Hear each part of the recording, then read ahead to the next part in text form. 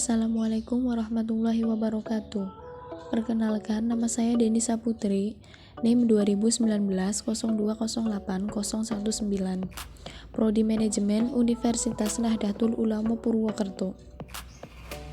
Di sini saya akan menjelaskan tentang notasi, teknik asumsi, serta penerapan Box-Jenkins dalam rangka ujian tengah semester mata kuliah Teknik Peramalan Bisnis secara online dengan dosen pengampu Ibu Titi Haryanti, SE MSI.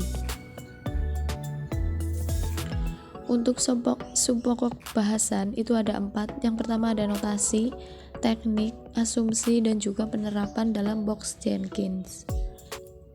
Saat ini ada banyak metode serta model peramalan yang salah satunya ialah metode Box-Jenkins. Metode ini diperkenalkan pertama kali pada tahun 1976 oleh George Box dan William Jenkins dan merupakan metode yang dianggap paling lengkap serta sistematis dalam model peramalan. Metode peramalan Box-Jenkins ARIMA adalah suatu metode yang sangat tepat untuk menangani atau mengatasi kerumitan darat waktu dan juga situasi peramalan lainnya. Kerumitan terjadi karena terdapat variasi dari pola data yang ada. Alasan dikembangkannya metode pendekatan ini adalah karena metode peramalan yang ada itu selalu mengasumsikan atau dibatasi hanya untuk macam-macam pola tertentu dari data.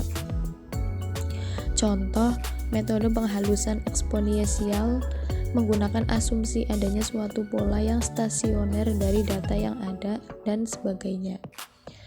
Nah, tujuan dari ARIMA yaitu untuk menentukan hubungan statistik yang baik antara variabel yang diramal. Selanjutnya ada notasi dalam Box-Jenkins.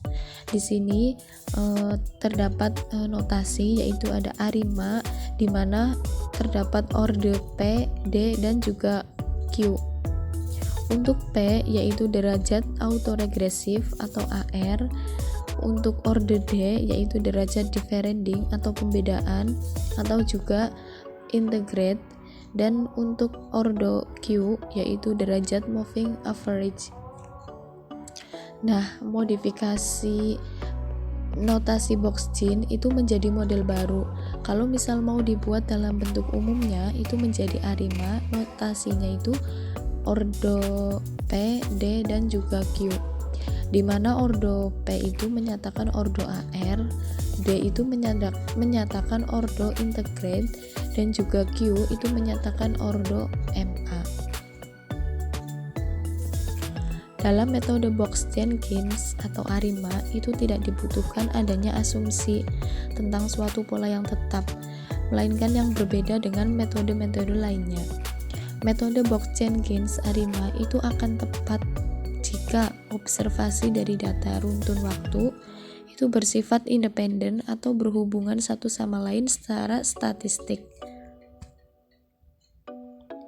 Di sini terdapat diagram alir metode Box-Jenkins. Yang pertama ada perumusan model-model secara umum, di mana pada tahap ini data itu harus konstan dan juga tidak bergantung pada waktu dan juga varian. Yang kedua ada identifikasi model sementara. Nah, setelah merumuskan model yang sekiranya cocok, jika ada data yang mengalami perbedaan, maka notasi D itu bernilai 0. Yang ketiga ada pengestimasian parameter dari model sementara. Setelah diperoleh model yang cocok juga, langkah selanjutnya yaitu mengestimasi parameter model dengan harapan model yang akhirnya itu model dengan parameter yang signifikan. Yang keempat ada uji diagnostik, apakah model itu memadai atau tidak. Nah, pada tahap ini, diagnosis yang dimaksudkan itu hanya untuk memeriksa apakah model estimasi itu sudah cocok dengan data yang dipunya atau tidak. Misal jika terjadi penyimpangan, maka harus dirumuskan model baru lagi. Yang terakhir ada penggunaan model untuk peramalan. Pada tahap yang terakhir ini, ketika model terbaik sudah ditetapkan, maka selanjutnya yaitu model siap digunakan untuk peramalan. Asumsi dalam Box-Jenkins. Asumsi metodologi Box-Jenkins. Data runtut waktu yang dianalisis dan diramalkan itu bersifat stasioner. Secara intuitif, data itu dikatakan stasioner jika data tersebut berfluktuasi secara random di sekitar nilai rata-ratanya. Yang kedua, ada nilai rata-rata dari variabel yang diteliti berfluktuasi di sekitar nilai 0 yang tetap. Model ARMA, Autoregressive Moving Average. Bagi deret data yang tetap statis, metode Box-Jenkins umumnya itu dibagi menjadi 3 kelas, terutama untuk menggambarkan jenis atau pola dari data waktu, yaitu ada model autoregresif, model moving average, dan juga model autoregresif, serta juga moving average. Jenis-jenis model Box-Jenkins itu ada 2. Yang pertama model linear untuk deret yang statis, menggunakan model ARMA, autoregresif, dan juga moving average. Yang kedua, ada model linear untuk deret yang tidak statis, yaitu menggunakan model ARIMA atau autoregressive integrate moving average.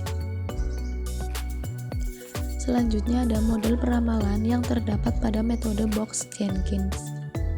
Yang pertama ada model autoregresif atau AR, adalah suatu model yang mengasumsikan bahwa data pada periode sekarang itu dipengaruhi oleh data pada periode sebelumnya.